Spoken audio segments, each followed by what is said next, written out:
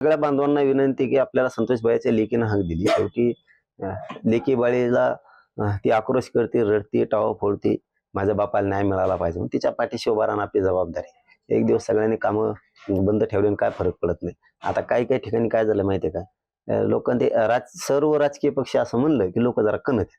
पण तरी बाबा जाऊ द्या ना, लेकरा बाळाच्या न्यायासाठी काय होतं असलं म्हणून. आपण गेलं पाहिजे, आलं पाहिजे, सगळ्यांनी यायचं, समाज म्हणून जायचं. मी समाज म्हणूनच येतो. आपण सगळ्यांनी सहभागी व्हा. उद्या छत्रपती संभाजीनगरला मोठा मोर्चा आहे. आपल्या मराठवाड्याची राजधानी आहे आणि राजधानीवरती तो मोर्चा होतोय.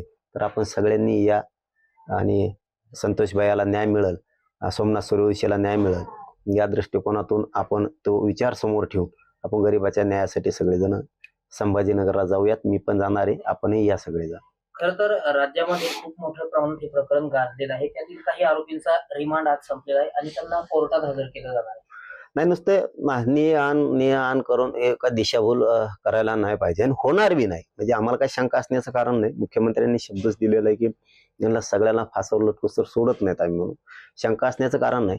पण ते उगाच मोबाईल फेकून दिले, सापडानातच आणि हेच नाही तेवच नाही, हे बहाणे नकोय. जनमत काय म्हणतंय की जे खून करायला गेले, जे खंडणी मागायला गेले, या दोन्ही टीमांना कोणी पाठवलं हा मेन गुन्हेगार खरा हे.